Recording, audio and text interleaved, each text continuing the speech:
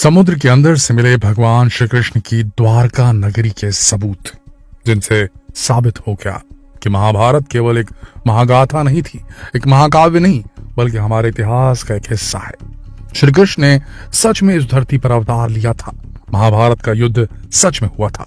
आज के वीडियो में हम आपको कुछ ऐसे सबूतों के बारे में बताने जा रहे हैं जिन्हें जानने के बाद आपको भी यकीन हो जाएगा कि महाभारत केवल एक कहानी नहीं बल्कि एक सत्य चीज है, एक सच्चाई है। आज का वीडियो आप सभी युवाओं के लिए काफी महत्वपूर्ण है, क्योंकि आज की युवा पीढ़ी इस सच को मानने से साफ इनकार करती है। तो महाभारत का सच जानने के लिए वीडियो को अंत तक जरूर देखिए।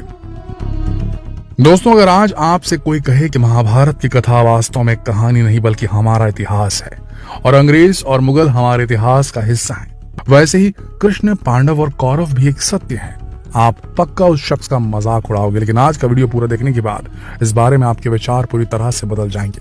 सबसे पहले बात करते हैं द्वारका नगरी के बारे में मिले सबूतों के बारे में।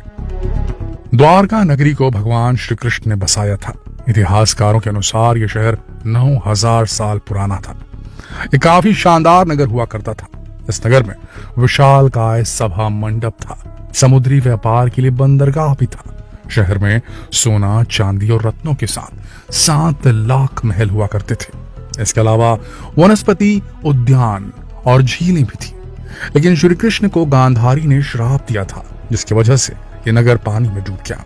इसके पीछे की कहानी कुछ इस तरह है। महाभारत के युद्ध में पांडवों की विजय हुई।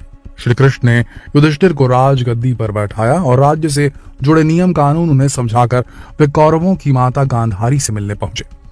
कान्हा के आने पर गांधारी फूट फूट कर रोने लगी और फिर क्रोधित होकर उन्हें श्राप दे दिया कि जिस तरह तुमने मेरे कुल का नाश किया है, तुम्हारे कुल का अंत भी इसी तरह होगा। इसके अलावा श्री दुर्वासा ने भी यदुवंश के विनाश का श्राप दिया था। यही कारण था कि महाभारत के युद्ध के 36 दिन बाद ही द्वारका नगरी में बहुत अपशकुन होने लगे थे और फिर द्वारका नगरी समंदर में डूब गई। लेकिन अब कई इतिहासकार समुद्र के अंदर द्वारका के सबूत ढूंढने की कोशिश में लगे हैं। उन्हें इस काम में सफलता भी मिल गई है। गुजरात में समुद्र तल में उन्हें द्वारका नगरी के अवशेष मिलने शुरू भी हो गए हैं। इस नगर की सबसे खास बात यह थी कि इसमें कई सारे द्वार थे और इतिहासकारों ने खोज में पाया कि इन द्वारों के अवशेष आज भी समुद्र के अंदर गहराई में मौजूद हैं। सन 2005 में भारतीय पुरातत्व विभाग ने द्वारका नगरी की खोज की शुरुआत की। 2009 में नेवी के गोताखोरों ने समुद्र की गहराई में कुछ अवशेषों को ढूंढ निकाला। इसके बाद उनकी पूरी जांच के लिए उन्हें दूसरे देश की लैब्स में भेज दिया गया। इस जांच से जो रिजल्ट आए वो चौंकाने वाले थे। ये अवशेष लगभग 9500 साल पुराने थे और ये वो समय था जब द्वारका अस्तित्व में मौजूद थी। इस खोज से इतिहासकार काफी खुश हुए और उन्होंने समुद्र तल में खुदाई करनी शुरू की, जहां से कई ऐसे अवशेष मिले जिन्होंने द्वारका नगरी की सत्यता को और भी पुख्ता कर दिया। इसके बाद उस जगह की जमीन के नीचे भी खुदाई की गई तो वहां कई सिक्के, मूर्तियां, दूसरे ऐसे आइटम निकले जिनसे यह साबित हो गया कि इस जगह कभी द्वारका नगरी हुआ करती थी। सबसे आश्चर्यजनक बात यह कि सभी चीजें एक प्राचीन नदी के पास मिली थी जो कि 9 किलोमीटर लंबी थी। इस नदी की खोज भी द्वारका की खोज के दौरान ही हुई थी। इतिहासकारों ने अपनी जांच में पाया कि जो अवशेष उन्हें समुद्र के अंदर से मिले उनमें और जमीन पर खुदाई में मिले अवशेषों में काफी समानता है और ये अवशेष किसी मोहनजोदाड़ो, हड़प्पा या सिंधु सभ्यता से नहीं मिलते, जिससे साफ पता चलता है कि अवशेष द्वारका नगरी के ही हैं। दोस्तों, द्वारका नगरी को ढूंढना इतना आसान काम नहीं है, क्योंकि समुद्र की तेज लहरों का मुकाबला करते हुए समुद्र में इतनी गहराई तक जा पाना काफी मुश्किल और जानलेवा काम होता है। लेकिन इसके बाद भी सरकार अब तेजी से इस दिशा में काम कर रही है और उम्मीद है कि जल्द ही इस बारे में कोई और भी पक्के सबूत मिल पाएंगे। दोस्तों, बात करते हैं महाभारत की सत्य घटना होने के सबूत के बारे में। दोस्तों, महाभारत को हमारा इतिहास कहा जाता है। यह धर्म की अधर्म पर जीत की कहानी है। लेकिन अगर यह केवल एक कहानी होती तो वेद व्यास जी इसे महागाथा नहीं कहते बल्कि महाकाव्य कहते। इस पुस्तक में महाभारत की शुरुआत राजा मनु से की गई है और इस किताब में इस पीढ़ी के 50 से ज्यादा राजाओं के बारे में लिखा गया है। और पांडवों के पिता राजा पांडु और कौरवों के पिता धृतराष्ट्र भी इसी वंश की संतान थे।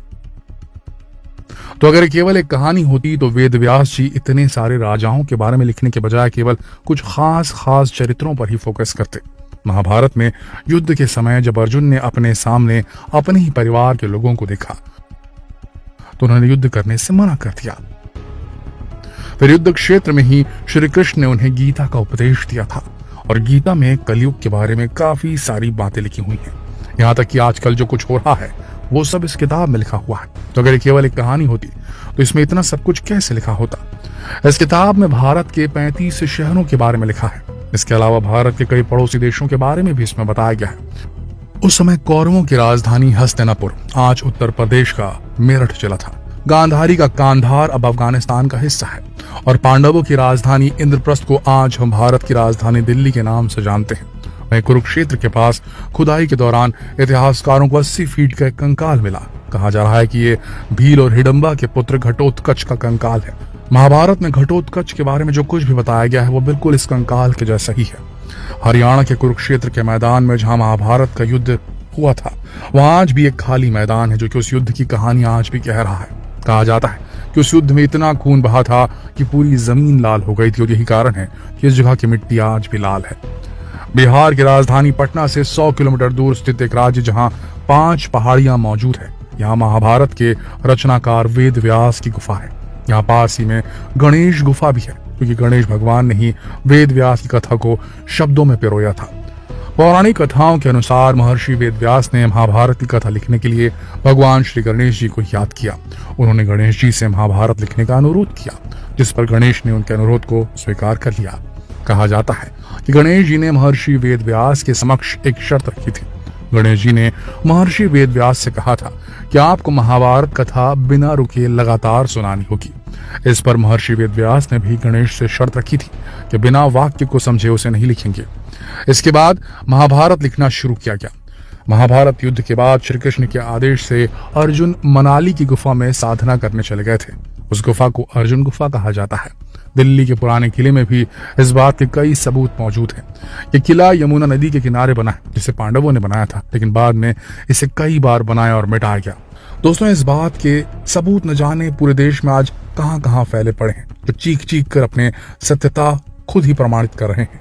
और इन सबूतों के आधार पर यह कहा जा सकता है कि महाभारत कहानी नहीं बल्कि इतिहास है। इस बारे में आपकी क्या राय है दोस्तों, नीचे कमेंट सेक्शन में जरूर लिखें और इस अति महत्वपूर्ण वीडियो को शेयर करना ना भूलें फेसबुक पर, व्हाट्सएप पर, यूट्यूब पर। जल्द मिलते हैं अगली वीडियो में। तब तक के लिए आप सबका इस वीडियो के अंदर बने रहने के लिए दिल से धन्यवाद।